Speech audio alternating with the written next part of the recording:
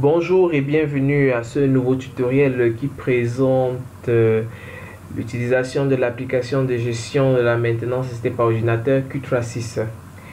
Alors dans cette vidéo, nous allons voir les détails de la demande d'intervention que nous avons créée dans la vidéo précédente, comment nous pouvons modifier les informations que nous avons renseignées et comment nous allons affecter cette demande d'intervention à un technicien pour traitement. Alors, sans plus tarder, nous allons cliquer sur ce bouton. Bien sûr, j'ai rappelé que mon compte, c'est un compte administrateur et superviseur en même temps. C'est pour ça que je pourrais faire directement à partir de cette interface toutes ces transactions. Mais même le compte superviseur peut le faire, à la seule différence qu'il n'aura peut-être pas les mêmes clients, puisqu'il faudrait que ces clients lui soient affectés au préalable pour qu'il puisse avoir toutes ces informations. Alors sans plus tarder, je vais cliquer sur ce bouton et sélectionner celui-ci, le bouton consulter. Bien sûr, parce que je suis administrateur, j'ai accès à tous ces trois boutons. En principe, ce bouton-ci n'est pas accessible pour un superviseur, justement pour des raisons de sécurité, pour limiter un peu la casse à l'intérieur du système. Donc, je vais cliquer là-dessus. Ce bouton me donne accès aux détails de la demande d'intervention qui a été créée.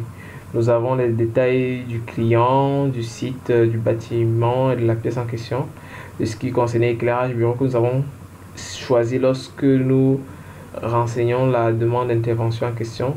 Ce circuit est classé dans la catégorie éclairage. Nous verrons où est-ce que nous pourrons retrouver ces informations-là. Bien sûr, la probabilité que nous avons choisi, probable, possible tous les 2 semaines qu'une ampoule se crée. Et la conséquence modérée, nous avons choisi cette conséquence à cause du fait que nous pouvons avoir se heurter à des meubles si c'est que nous sommes dans le noir total, que les ampoules ne sont pas allumées ou ne sont pas fonctionnelles, pour avoir des blessures, des égratignures, voire même des déboîtements et autres. Ici nous avons bien sûr la priorité qui est paramétré automatiquement en fonction de ces deux éléments, de la probabilité de la conséquence. Nous avons le statut ici qui est en attente, la date de création le 29 qui est aujourd'hui, et bien sûr nous avons la limite de traitement qui est fonction de cette priorité ici. Bien sûr les informations, la description que nous avons tapé plus haut, et bien sûr la note du superviseur qui est encore vide parce que le superviseur n'a pas encore affecté cette demande d'intervention au technicien. Bien sûr, le rapport que le technicien fera, la demande de matériel qui pourrait être effectuée par le technicien, et bien sûr les fichiers joints que le technicien pourra apporter au système pour plus d'informations concernant l'incident. Et bien sûr, en dernier lieu, nous avons l'historique de traitement qui présente en fait tous les étapes de traitement de cette intervention depuis sa création jusqu'à sa clôture. Ici nous avons ces phrases qui sont déjà paramétrées dans le système de façon automatique. Lorsqu'une action est faite, il y a une phrase qui est générée automatiquement. Et là, nous avons inscrit ici demande d'intervention créée manuellement, c'est-à-dire c'est effectué par l'action de l'homme. Lorsque ce sera une maintenance préventive qui sera générée, vous verrez plutôt ici l'expression manuellement remplacée par automatiquement, puisque c'est le système qui le fera de façon automatique. Bien sûr, la date à laquelle la demande d'intervention a été créée. Sans plus tarder, nous allons passer à l'affectation d'un technicien à cette demande d'intervention. Nous cliquons sur ce bouton, nous sélectionnons le technicien. Ici, le technicien qui est affecté au superviseur Vladimir Yumba, c'est le technicien électricité, bien sûr créé pour des raisons de test et de formation du personnel. Et bien sûr, nous mettons notre note, bien vouloir se rendre sur les lieux immédiatement. Je mets immédiatement parce que bien sûr c'est le bureau du DG, il ne faudrait pas que le DG se pointe, c'est quand même lui qui nous paye, donc c'est pour ça que je mets immédiatement. Consigne stricte à respecter. Alors là, d'accord, je clique sur confirmer. Vous voyez ici, vous avez affecté le technicien électricité à la tâche avec succès. Si j'actualise, vous verrez, mes boutons vont changer. Ouais, bien, je n'ai plus le bouton affecté, j'ai maintenant le bouton changer de technicien. Et bien sûr, un nouveau bouton est apparu, modifier. Modifier pour permettre d'apporter des modifications à la description que j'ai eu à faire ici. Bien sûr, là vous voyez le statut a changé. Et nous avons ici maintenant le champ assigné à technicien électricité qui est apparu. Or, tout à l'heure, il n'était pas présent. Si je clique sur le bouton modifier, j'aurai accès dans la description que je pourrais changer. Je peux ajouter autre chose par exemple.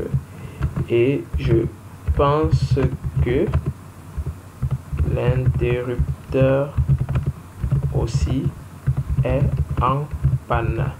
Un exemple. Je clique là. Et bien sûr, on a possibilité de changer aussi le statut de traitement.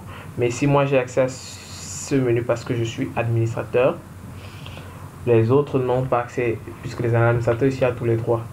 Je clique sur le bouton enregistrer.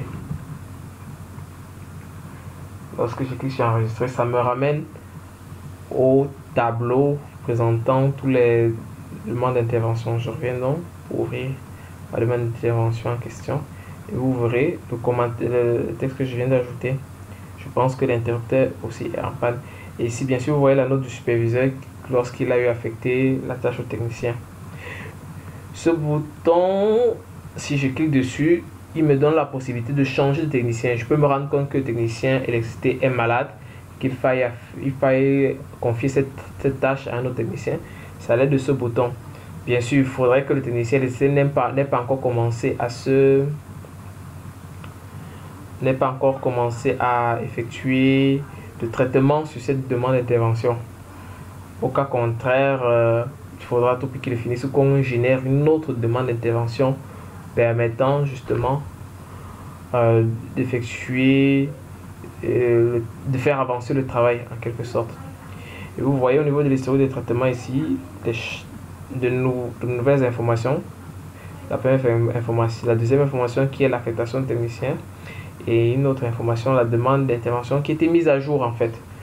La petite modification que j'ai fait au niveau de la description,